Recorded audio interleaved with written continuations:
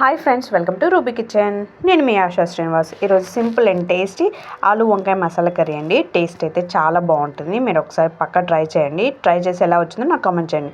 దీని ప్రాసెస్ ఎలాగో చూసేద్దాం రండి. ముందుగా నిమ్మకాయ సైజ్ అంతా చింతపండు తీసుకొని వాష్ చేసుకొని నానబెట్టేసుకోండి. ఫస్ట్ ఇది వాష్ చేసుకోండి. తర్వాతకి స్టవ్ పైన ప్యాన్ పెట్టుకొని అందులో వచ్చేసి పల్లీలు అండ్ ధనియాలు వేసి ఫ్రై చేయండి. ఇవి కొంచెం ఫ్రై చేసిన తర్వాత ఇందులో వచ్చేసి లవంగాలు, చెక్క అండ్ ఇలాచీలు వేసి ఫ్రై చేయండి. ఇప్పుడు ఈ వీడియో కావాలంటే మన ఛానల్లో ఉందండి, వెళ్ళి చెక్ చేయండి. డీటెయిల్గా ఎక్స్ప్లెయిన్ చేశాను.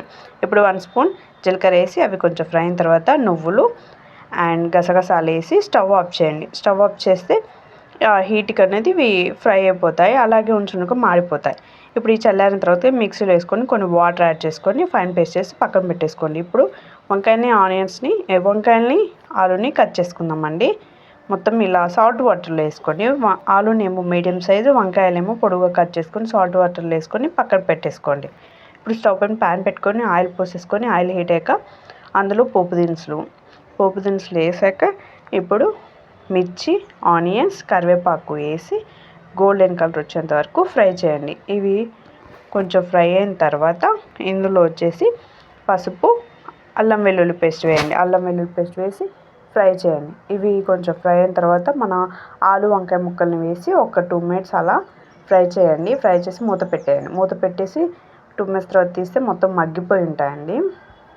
ఇవి తొందరగా కుక్ అవుతాయి, ఎక్కువ అవసరం లేదు. ఇలా మగ్గిపోయానండి. ఇప్పుడు మన స్పైసెస్ యాడ్ చేసుకుందాం. మీ స్పైసెస్ తగ్గట్టుగా కారం, సాల్ట్ యాడ్ చేసుకోండి. వేసుకొని ఒకసారి మిక్స్ చేసుకోండి. బాగా మిక్స్ చేసుకున్న తర్వాత మనం ఇందాక పేస్ట్ చేసుకున్నాం కదండి, ఆ పేస్ట్ వేసేసి మొత్తం ఒకసారి కలిపేసుకోండి. అలా మొత్తం కలిపేసిన తర్వాత మనం చింతపండు నానబెట్టుకున్నాం కదా, అదంతా వాటర్ తీసేసుకొని పోసుకోండి. ఫస్ట్ పోసుకొని ఒకసారి మిక్స్ చేసుకొని కలిపేసి ఒక 2 మినిట్స్ అలా వదిలేయండి. అలా చేయటం వల్ల ఏంటంటే చింతపండు అనేది ఆ పులుపు అనేది ముక్కలు పట్టి టేస్ట్ బాగుంటుంది. తర్వాత కొన్ని వాటర్ యాడ్ చేసుకొని కలిపేసుకొని మీకు స్పైసెస్ సరిపోయిందా లేదా చూసుకొని కావాలంటే యాడ్ చేసుకోవచ్చు. అంతే అండి. ఇప్పుడు కొంచెం చూడండి, ఆయిల్ మొత్తం పైకి తేలింది, ఆల్మోస్ట్ కుక్ అయిపోయింది. ఇప్పుడు కొంచెం బెల్లం యాడ్ చేసుకొని ఒకసారి మిక్స్ చేసుకోండి. అంతే అండి. ఫైనల్గా కొత్తిమీర పుదీనా చల్లేసుకుంటే మన ఆలు వంకాయ మసాలా కర్రీ రెడీ అండి. చాలా టేస్ట్ బాగుంటుందండి. వీడియో నచ్చితే లైక్ చేయండి, షేర్ చేయండి, సబ్స్క్రైబ్ చేయండి.